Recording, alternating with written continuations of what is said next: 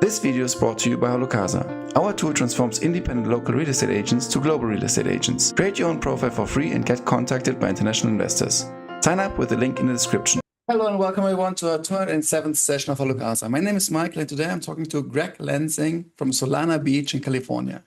Greg Lansing is the founder and CEO of Lansing Companies, Southern California's leading land development firm. With over 30 years of experience, Greg has built a reputation for combining integrity, creativity, and deep market expertise to deliver exceptional results for investors and partners. Under his leadership since 1984, Lansing Companies has developed a proven track record of sourcing, developing, and managing high-value land projects with a focus on long-term success and strategic growth. Greg, thank you so much for your time. It's always amazing to talk with people from California. And I've never talked with someone from Solana Beach. So why don't you introduce yourself to audience? Yes, thank you, Michael. So my name is Gregory Lansing, as you said, CEO and founder, owner of Lansing Companies, which is, as you said, a land development firm. What most folks may not know what that is, but particularly in California, it's very difficult to get projects entitled to build. And so most of your home builders, they want to build homes. They don't want to spend 2, 3, 4, 5 years going through the process to have a project ready to go. And same with industrial, big box industrial. Those are our two main focuses. So that puts us in the driver's seat for that niche of the market. And we've been doing it. I've been doing it over 40 years, primarily in Southern California and some in other states, but mostly California and Northern Nevada, Reno market. So that's a little bit about us. Can you go a little bit deeper on this one? Like you say, it's a challenge to get it registered and give me because I have to admit, I'm quite ignorant regarding this entire topic. Give us a process. Let's say I'm a buyer, I have made my millions and I'm buying land. And then I come to you, or maybe before I try everything myself, and then I realize after losing maybe $1,000 because I did everything wrong, I finally contact you and then you help me out. How do you help me out in particular? What can you do for me, which I can't do on myself? And maybe what's also the market or the legal landscape like?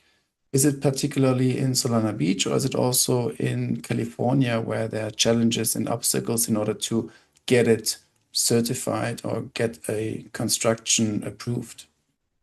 Yeah, all good questions, Michael. So first of all, we do not really offer services to existing landowners unless they want to enter into some sort of joint venture with us where we become a partner. But we're not like an engineering firm where we just offer our services.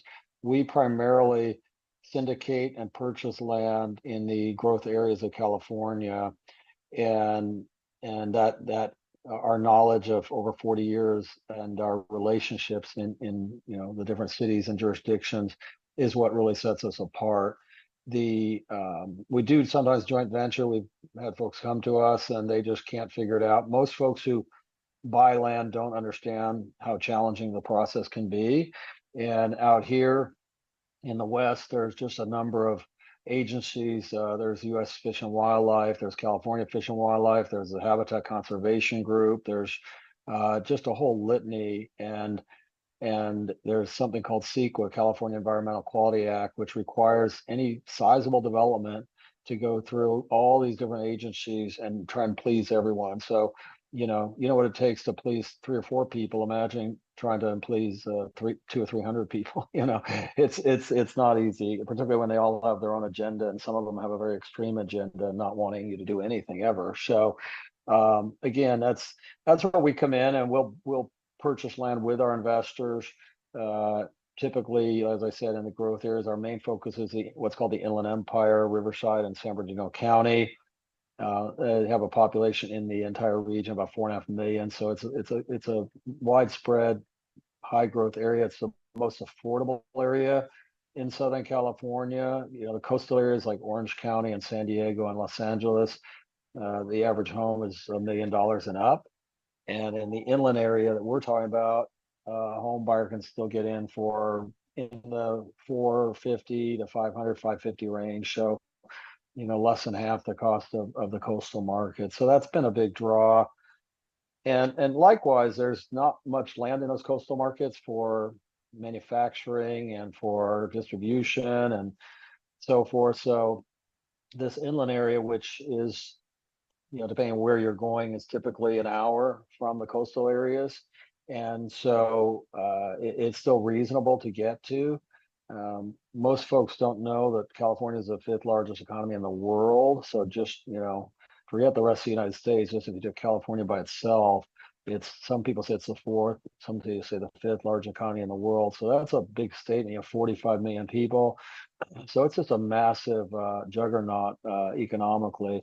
And so there's a constant need for housing. The state is currently short on housing by, I think it's almost 2 million housing units. So there's just a big need for what we do and the benefit we offer. When we have our projects approved, we usually have multiple buyers because, again, there aren't many folks doing what we do. In fact, the ones who used to do it have not been able to cut it, let's say. So we've developed relationships that are far above and beyond anything anyone else could do. And again, it's just a lot of work, a lot of politicking with congressmen and senators and council members and board of supervisor members and commissioners, and I personally go to a lot of those events, more than I'd like to, I'll tell you that. But there's nothing like picking up the phone and calling the folks in charge when you're getting blockaded by lower level staff people. So it allows us to get things done that I don't think anyone else, or I shouldn't say anyone, but most people could not get done. Going totally back, 1984, what motivated you to start Lansing Companies? So that's a very good question. So my father was a land broker, and at the time he was selling land in what's called Ontario, California, which was about 30 minutes from Los Angeles, 40 minutes from Los Angeles inland. And he'd take me out with him. I liked riding out there and I really enjoyed seeing, a field and then a vacant field, and then he would sell it to a developer, and then he'd take me back out a year or 2 years later, and we'd see a building, industrial building, or a row of houses. And I just thought that was really cool. We didn't, it just caught on to me that this was a kind of a niche that I liked. And so when I turned 18, I got my real estate license the day after, literally a couple of days after my 18th birthday, which is the youngest you can get. I worked with him for a while, but I did notice something that kind of bothered me. One deal in particular, he sold an investor 20 acres on Milliken Avenue in Ontario for $400,000. This investor bought it. He was a dentist. And I actually went to the meeting with my dad. A year later, my dad brought him an offer for $1 million. So more than double the guy's money in a year. And I remember this fellow fighting with my dad, or not fighting, but arguing over the commission. He didn't want to pay a 6% commission. I thought, well, shoot, based on my father's efforts, you made a lot of money. And I thought, well, that's not fair. So I decided at a young age that I'm going to do the deals and syndicate them. It's a win for everybody. I can make money for my friends and family. I'm really good at this, I found out. And, I'm not going to be at the mercy of an investor who's going to, throw me pennies, so to speak. Right.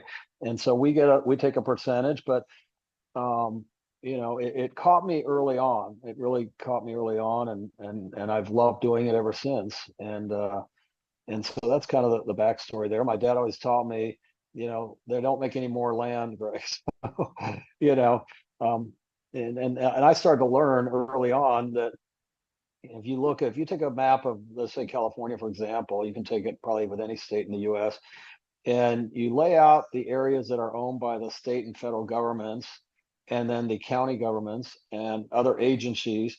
So you wind up with, out of that pie, we're going to call the state of California, you wind up with about 75% of it will never, ever, ever get developed because it's owned by these federal and state and local agencies. And so then you go from there and you take out the areas that can't get developed for, various other reasons and natural constraints. Like if it's mountainous, you're never going to build mountainous properties, right? If it's a very high floodplain, water courses, things like that. You just mentioned it a little bit between the lines that it's definitely not the easiest business model you decided to go into because of all the stakeholders you have to deal with. You just can't go and decide on yourself. How do you think you are competing out the other players with your best practices and maybe leadership to stay on top of the game? Meaning, Yeah. what do you think makes you unique? Do you have more perseverance? Do you push through? Do you have a strong network? Do you bribe the municipality better than the others? Well, yeah, that much of that sounds tempting. It's not a Soprano movie, right? So, but I think you hit it. Hard work. There's never been a substitute for hard work and tenacity. Anyone who knows me and my entire team knows that we are extremely tenacious, and we don't quit until we get things done. So, and if we have to work, 19 hours a day for, some weeks, some days, then we do that. But also, I think, like I said, having the relationships with the different cities and officials, being present, is super important. But I think the most thing one of the most things we're proud of is in 40 years, I've never had a private investor lose their money. And the reason for that is it's real simple. I'm not a rocket scientist. I'm not a doctor. You're not a highly educated guy in that regard. But we buy land and we own it free and clear with our investors. So there's no way we can lose our land. We always buy right too, right? If I don't feel like I'm buying it way below what it's worth, even on today's standards, then I won't waste my time, and I'm not going to risk our investors. So we buy right, we own it free and clear, and we have 2 or 3 different paths to exit the property. One is usually aggressive if everything goes right and we, get double the density, whatever it is. And then if everything just goes according to the current plan, we still do very well. But again, we're very proud of the fact that we have not had a private investor lose money. And it's just sometimes it's taken a little longer. We've had a couple, our average deals are 2 to 3 year turnaround. And once in a while they'll go 5 or 6 years, which is unfortunate, but they always work out and everyone makes a good bit of money and usually a lot of money. And so that allows me to sleep at night knowing that, these investors are safe because their capital and their cash is more important than my own. I would take more risk with my own money than I would theirs because I know that, I can do it again. I make more money. I can, have other investments and so forth. What's the investment vehicle for the investors? You mentioned it just, and you would like to go a bit deeper there. What do I have to do in order to invest along your company? Or is it a certain project, or is it again a syndication? And you say, hey, listen, this involves like this entire, like these couple of developments. How does it work? So right now we've launched a fund. It's a $20 million offering. We just launched a few weeks ago, and we're already getting substantial commitments.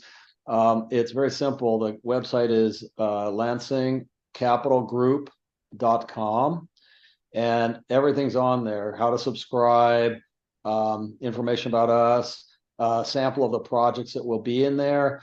We have 4 projects identified so far. We may add a 5th, but again, another thing that really sets us apart is we also, with almost every deal we do, I have what I call insider information, almost like insider trading, but thank goodness it's not illegal in real estate. Otherwise we'd be in trouble.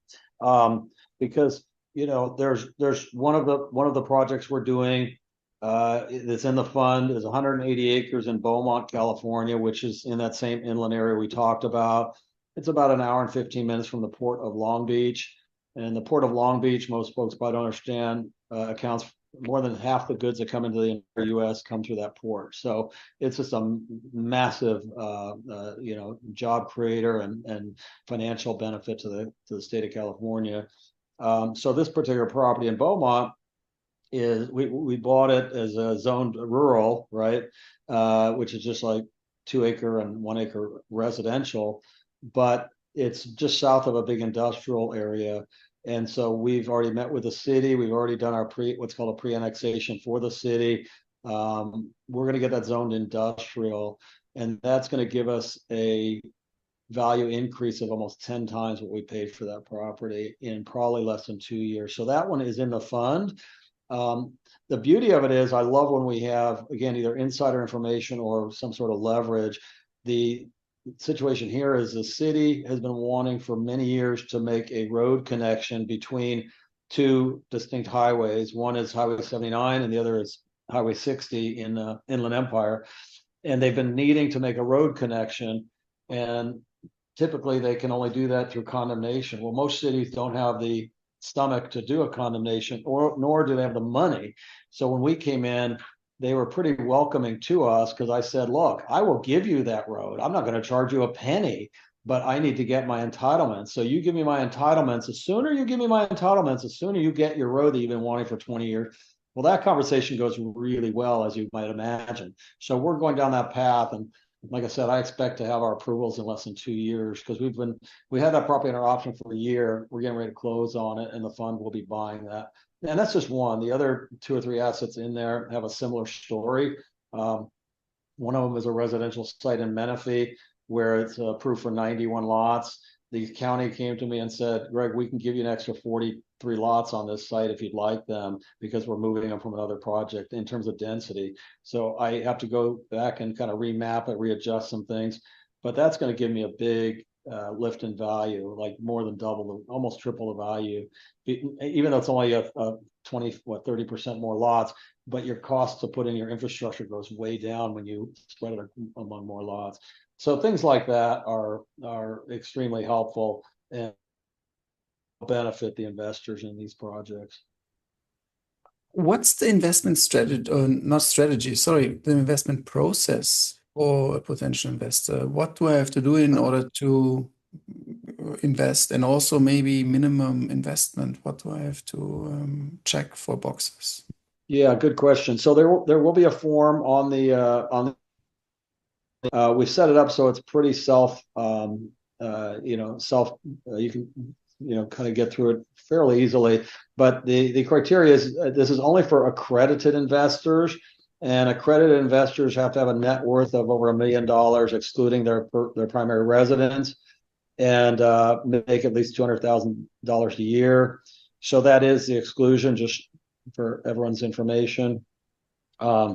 And then once you have that, and there would be a questionnaire about that, and there'll be a verification for that to make sure. And once you do that, you go in, you log in, and again, you can surf around and see the different projects that we're intending for this fund and how you invest. It's a minimum of $100,000. I'll tell you right now, most of the folks that have been coming in so far have done like $500,000. I think we have one guy doing $1 million, another guy doing $2 million. So it just varies. Obviously, we prefer the larger amount because we like to have less folks, but everyone's welcome. We want to do well for everyone who comes into our projects. And what's the return on investment, let's say, promise, or you have an ROI promise, you have a certain cash flow on a yearly basis? What's the yield? How can I imagine this?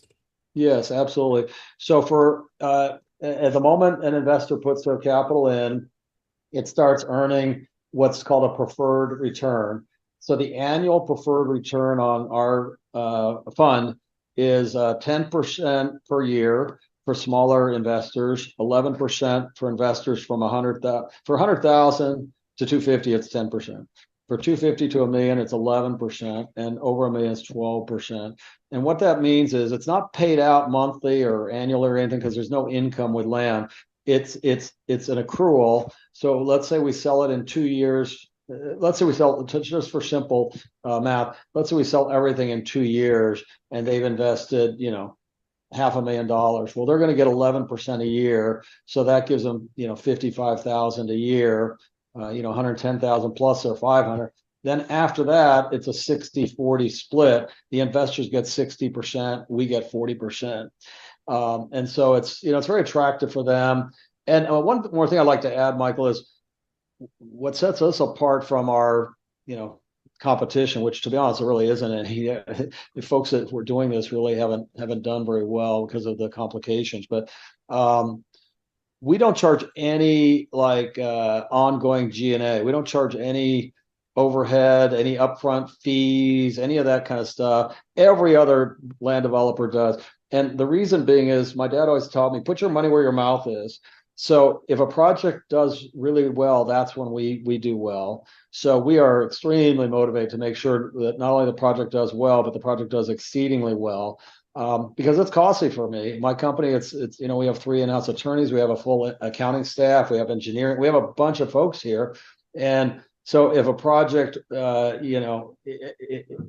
we probably spend out of pocket that doesn't even get charged to the partnership, several $100,000 on each project that goes to the benefit of the investors. And the thought process being, we hope to make millions on the back end.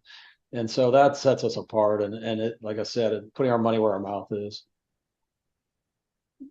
Let me ask you a little bit in an ignorant way. You say, okay, we have money, we want to create a new project somewhere in the area. Let's screen the market. Let's go somewhere on the internet, starting with Google Earth and maybe Zillow and maybe some municipality databases and say, okay, interesting. We have a short list of maybe these 10 to 20 things. Let's go and inspect them because they check these boxes. We have, I don't know, because we want to build something industrial or residential or commercial. So let's see. Let's go a bit deeper. Does it have water? Does it have, I don't know, some restrictions? Can we maybe even separate the land whatsoever? What is the social demographic area there? I don't know. And then you say, okay, let's talk to the people. Let's find out who we have to talk to, how many people we have to talk to. And then we do all the due diligence until we sign an agreement with the current owner and buy the land. And then we go also and walk me through. I mean, I'm just like assuming here and I'm thinking on top of my head how this could work. But guide us maybe through the process a little bit on high level. Yeah, no, and those are really good questions, and you actually did kind of answer some of them as you were speaking there, Michael. Yeah, so typically we get involved in projects like we often don't have to go out looking for new situations because of our name and our recognition of years. We get brokers and landowners calling us all the time.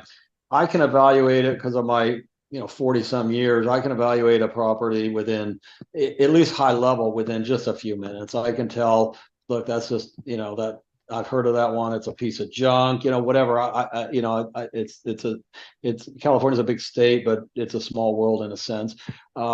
But usually it starts with some sort of, information that most folks wouldn't have, right? For example, just an example, back in 2014, we got approached. A friend of ours was sitting in my office here, and everyone was speculating where Tesla was going to build their gigafactory, right? Because it was going to bring 10,000 jobs. It was going to change the whole local economy. Everyone thought it was going to go to Texas or Arizona. I had a fellow in my office, and he said, no, it's going to Reno, Nevada. Well, Reno wasn't even on the radar. No one even talked about Reno. And I said, come on, you're kidding me, right? And this was January of 2014. And I said, how do you know? He says, well, my company just under the radar sold them $5 million worth of water rights in Reno. And I thought, well, yeah, that's a big number even for a big company, right? So that we went up to Reno immediately, started buying properties with our investors, starting to tie up deals, and it didn't get announced until September. So we had 9 months advance notice, and that's what I call inside information that was extremely beneficial. And that market has continued just gone nuts. So we've done very well for our partners in Reno and for ourselves, of course. And likewise, just literally 2 weeks ago, I was at an event, a casual event with a bunch of political folks locally here. And I'm obviously not going to say who or whatnot, but And one of them told me that they got the funds to build a bridge to connect a major road connection that's been people have been working on for 30 years to build this bridge. Well, what that does, it gives direct access to a major freeway within a short distance. It opens up this entire area that was kind of like no man's land. So my team right now is kind of digging through the area and try to find, 40, 50 acres, 100 acres that, would be ideal for development. Because if you look at the map, this river that you have to cross, it's all dense housing. Then it stops because it's river. And then it's now the other side is all just, vacant land. So having this information that this bridge is going to go in and that within the next year is massive. So we get those things quite often. One of the projects, as I said, that we're going in, the one in Menifee, the county told me they want more units on the site. So that was an internal thing. So a lot of these I don't have to go out and look for. They usually are kind of coming to me. And if I need to go out and look for something, it doesn't take me long to find something where there's just a huge opportunity. And then once you have that land, you develop these elements, like you said, you do the construction or you get the contractors. How involved are you then?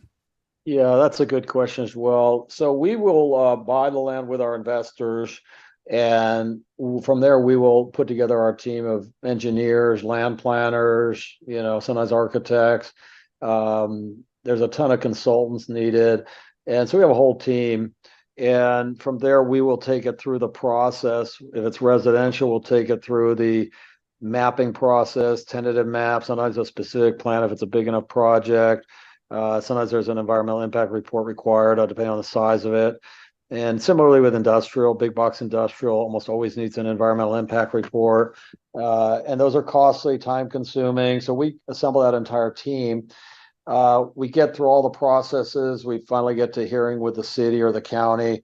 And once we have that approved, we do everything as if we were going to build it. We don't do the building. I mean, we have once in a while, but we generally do not. We pick up that margin from when we bought the land, and then we turn around once it's fully entitled. I call it wrapping it with a nice little bow on it, right?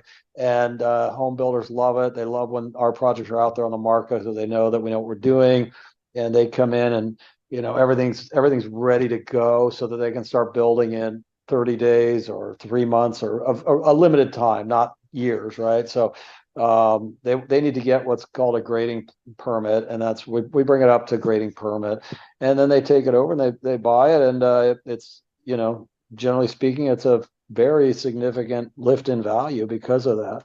And so, like I said, we buy the land, we take it through the entire process, get it ready, and then we sell it to the builder. And if it's industrial, sometimes we sell it to an actual user that needs it. So Do you sometimes then have to do not only administrative elements, but also maybe pre-construction in order to increase the value? Let's say, okay, let's just, I don't know, remove XYZ so that we can also get a better deal with a little investment, or do you generally don't touch it?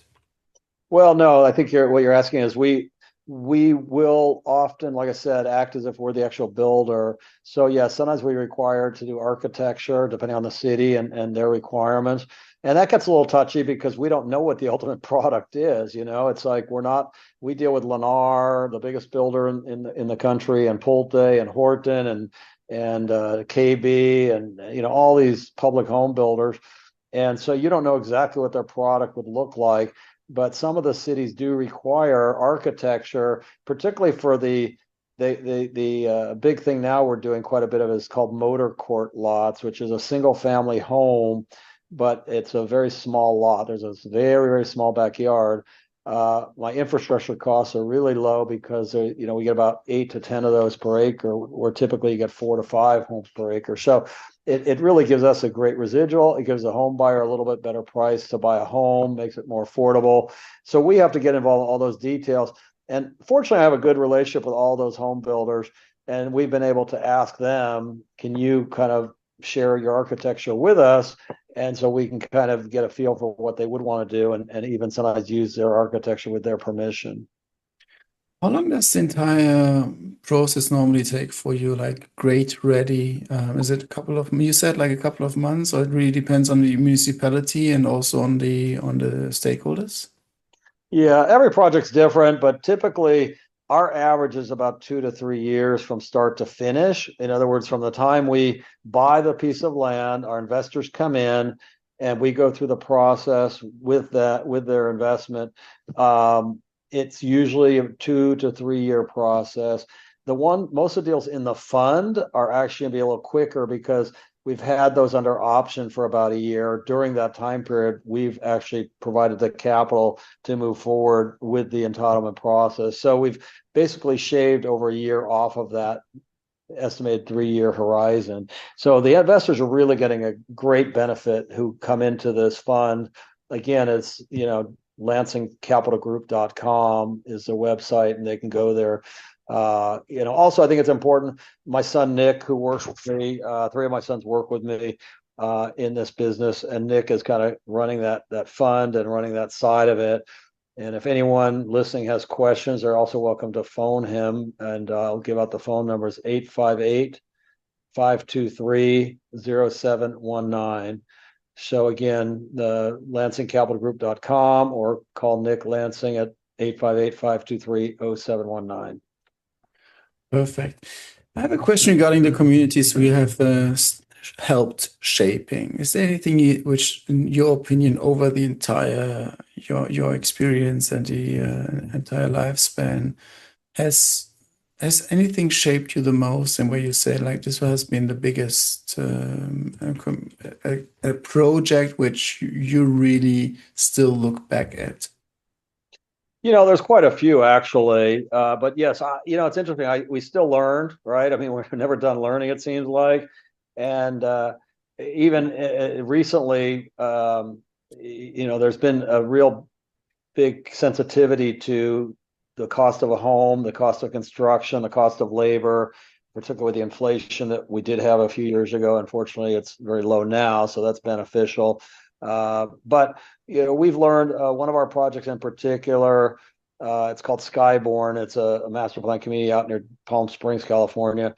That one we have it laid out really, really efficiently, and so we've been using that to tailor new projects whenever we can. Some jurisdictions won't let you, but we're putting in a lower cost of infrastructure. In other words, this project is a gated community, so we did it without sidewalks, without curb gutter. It's just a rolled asphalt street. There's no street lights, and people like the dark sky at night anyway.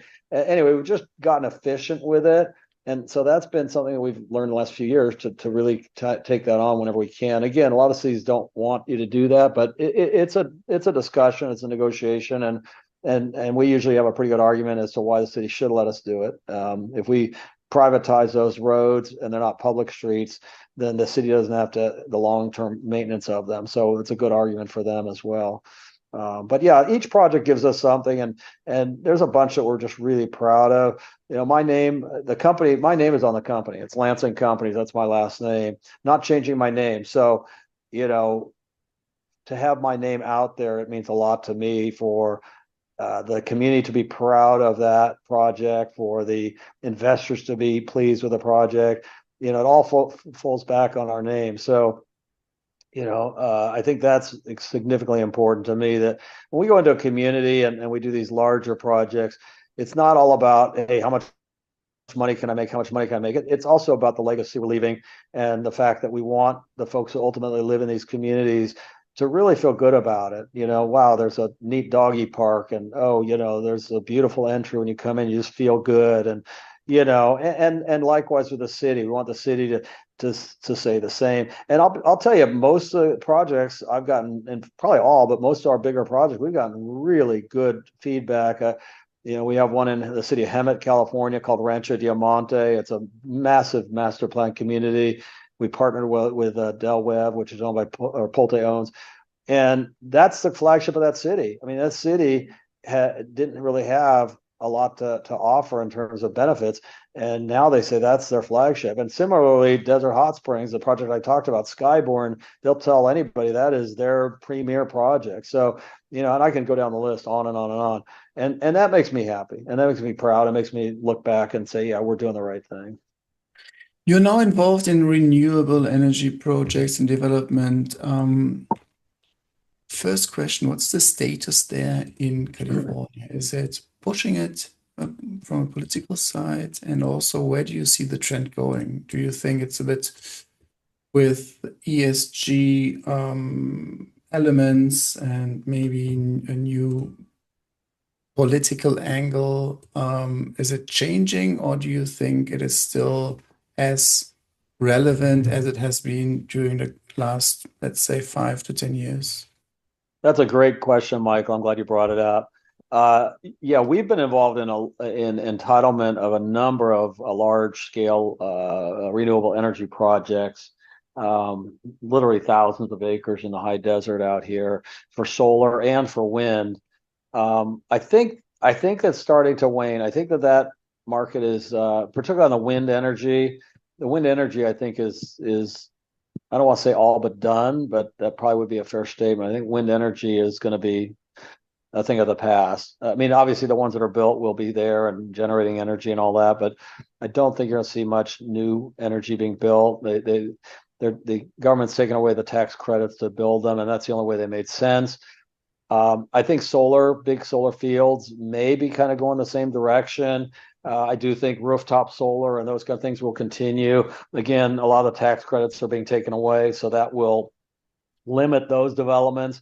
I personally foresee that they will continue, and you'll probably see them much cheaper to develop because without the tax credits, they're going to have to get more competitive in their pricing to make it so folks just want them. So that's what we see there, and energy prices will be coming down with the United States loosening up on drilling for oil and gas and the abundant supply. So I think you'll see energy prices coming down. And similarly, in that we're talking about government items right now. I think most folks are predicting interest rates are going to drop here in the next month or two in the United States. And I think that's probably true. Certainly in the next 6 months they will. And if it's in the next month or so, that's going to be a rocket ship for our business. I mean, even a small, half a point, 3/4 point, any kind of drop at all, it's not only financially a benefit to home buyers and public builders and how they borrow their money, but it's psychologically just a step in the right direction, and folks get excited about that. So I think for us and what we're doing, and for our investors that are either listening today or joining us, I think now is like just the perfect time, just between the projects we have that we've talked about and the fact that rates are going to come down. The demand for housing is tremendous. The demand for industrial is tremendous. So just a really good time. Yesterday, I talked with Kevin from Seattle in Washington, and we talked about AI and the impact on real estate in AI, but we actually talked about potential huge developments for data centers. And you might be in touch there or have some touch points, because there's obviously the global trend regarding securing resources, securing land, which have certain specifications, such as politically safe, stable, access to water, what have you. And behind the curtains, there's a lot of discussions going on regarding securing power plant or securing land with power plants and whatsoever, in order to just have these huge data centers so that you stay competitive on a global scale. My question here is, do you also have some touch points there, or do you have an opinion there? What is the trend regarding those huge data centers and the need for that? Yeah, again, a really good question. We a number of our properties are highly desirable for data centers, particularly the stuff we have in the in Reno market. We just sold some land to Microsoft. They're going to build a massive data center the town's actually called Silver Springs, but it's just outside of Reno, Nevada. And so we also have other holdings right near there. So here's another challenge. There's tremendous number of, I think 26 companies want to build data centers in that market.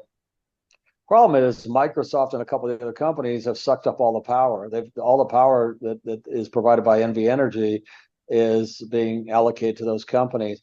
So it makes it very difficult for us on our other several hundred acres that we have nearby. However, the gas company took the initiative and they're building right now a huge gas line right in front of our properties near this Microsoft facility that's going in.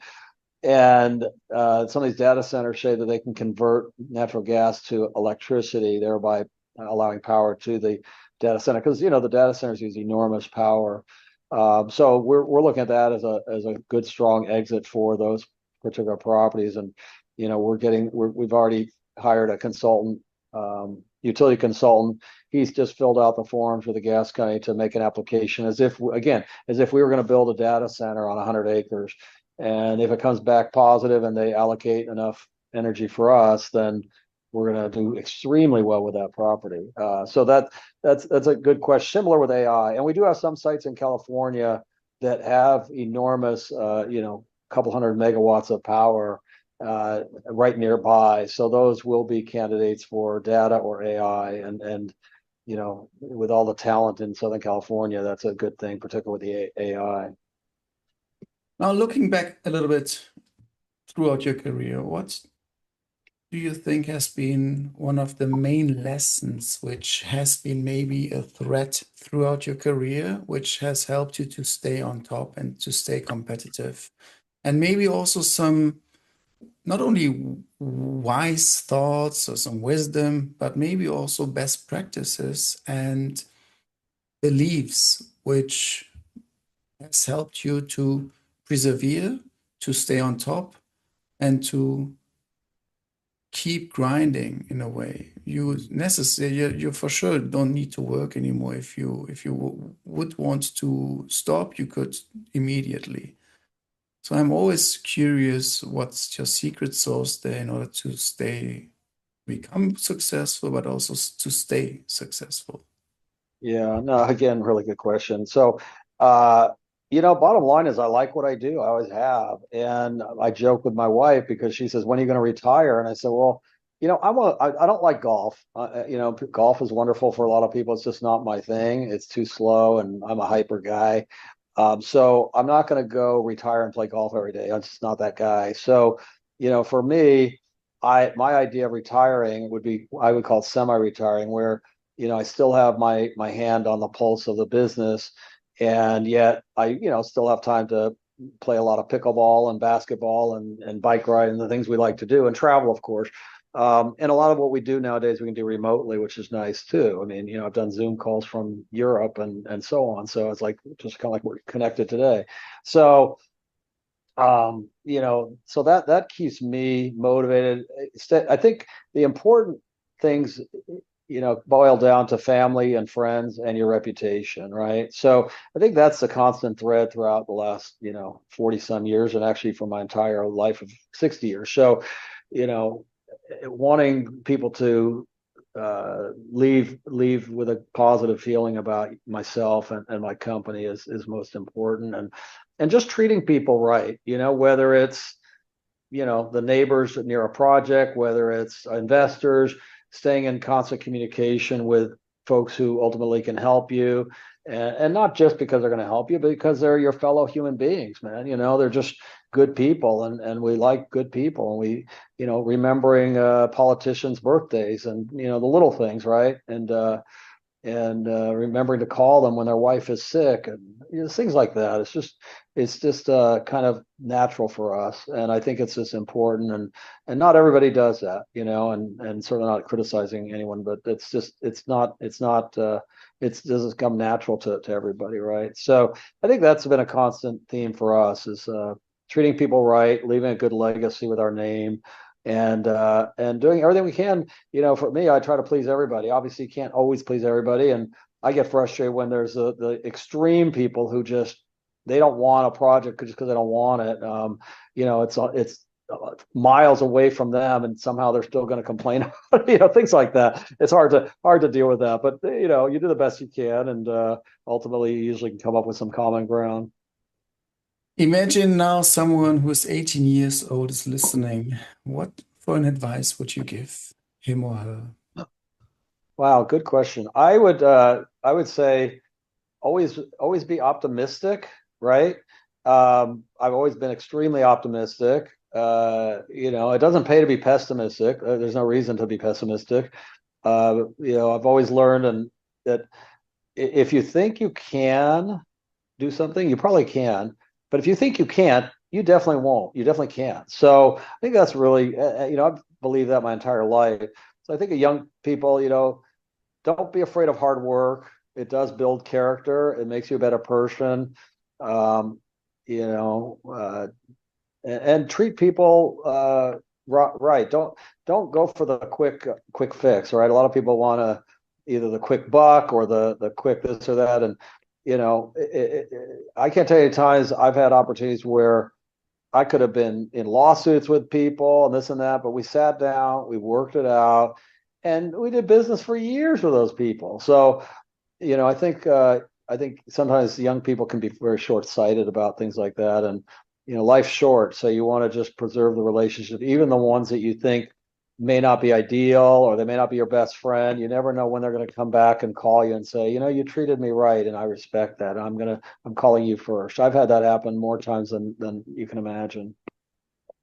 It's interesting what you say because it's on the one hand you have like ego, and on the other hand you have self-respect, boundaries to say, hey, listen, this is how I do business. And you could easily do that. You are right now in a position that you are basically on the longer lever, and you can say, like, listen, I don't need you.